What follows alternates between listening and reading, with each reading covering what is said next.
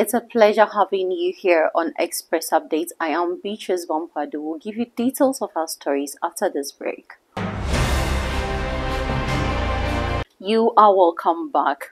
On our first story, the National Commission for Civic Education (NCCE), as part of its responsibility to address threats to the country's democracy, has launched a civic education campaign aimed at the youth.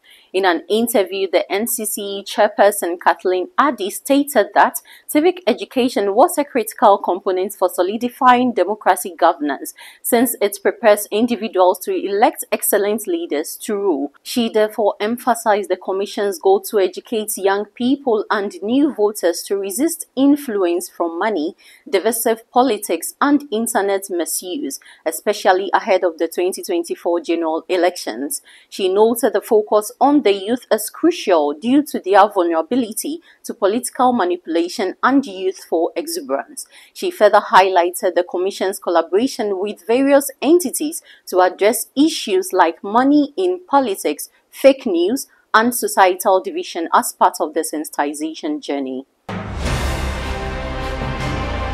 Africa's waste management expert Zoomlion Ghana Limited is set to embark on a groundbreaking initiative as it prepares to fly 18 beneficiaries of the Youth Employment Agency (YEA) for a waste and sanitation model in Belarus and Russia. Announcing the trip, Zoomlion's managing director, Mrs. Gloria Opoku Anti, highlighted that the 21-day journey of discovery aims to expose street sweepers to innovative approaches to sanitation, such as the effective deployment of workers, sanitary tools, and sweeping methods. She also hinted that this will broaden their collaborative approach in working together with their international counterparts to identify potential waste management opportunities and areas for adaptation and implementation, including road sweeping initiatives. The 18 participants from YEA will learn and explore new ideas to bring back and implement in their communities. And away from that, the organized labor in a press briefing held today, 20th May 2024, objected to the process of the 60% sale of SNITT interest in its hotel investment. The Congress believes it is wrong to sell SNITT ownership in these hotels to a company owned by a Minister of State, demanding that the process be halted.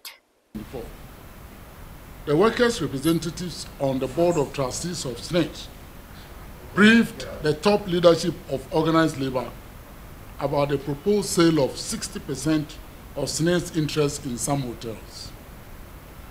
The workers' representatives informed the leadership that they had collectively raised objections to the process and had advised that the process be halted. We in organized labor find it extremely difficult to understand why, first, SNITT's interest in 6 hotels will be packaged and sold as if all the hotels are in the same financial situation. 2, we find it difficult to understand why the original proposal of the sale of SNITT's interest in 6 hotels has now reduced to 4. We hold the view that this renders the whole process null and void.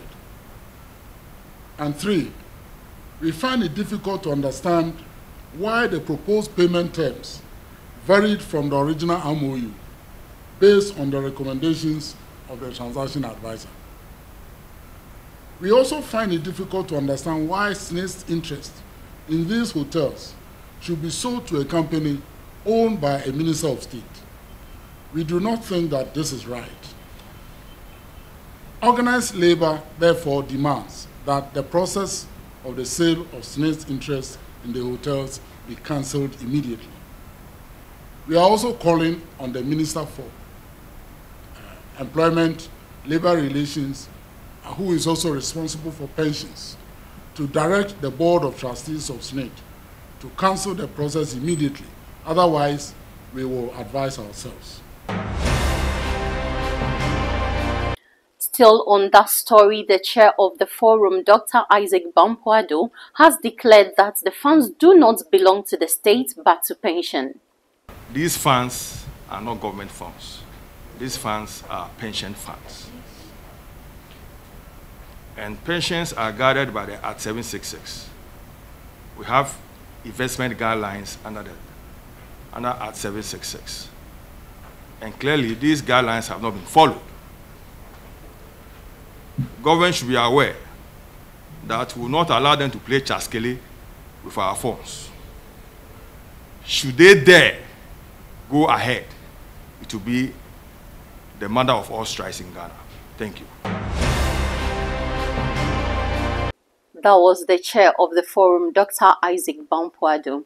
And now the Registrar of Companies has cautioned 65 professional bodies, including the Ghana Journalists Association and the Ghana Bar Association, for failing to comply with Section 16 of the Professional Bodies Registration Act of 1973.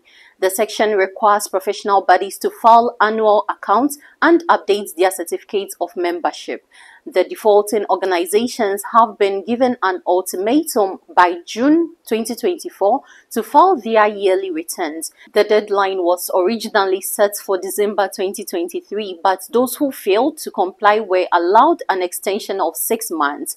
The Registrar of Companies has stated its intention to conducting sensitization and public education campaigns to educate registered professional bodies on the importance of maintaining good standing with the Office of the Registrar of Companies. The agency has also threatened to take legal actions against any defaulting bodies who fail to meet the deadline. Thanks for staying with us. I am Issac Bampoe Addo. Have a good day.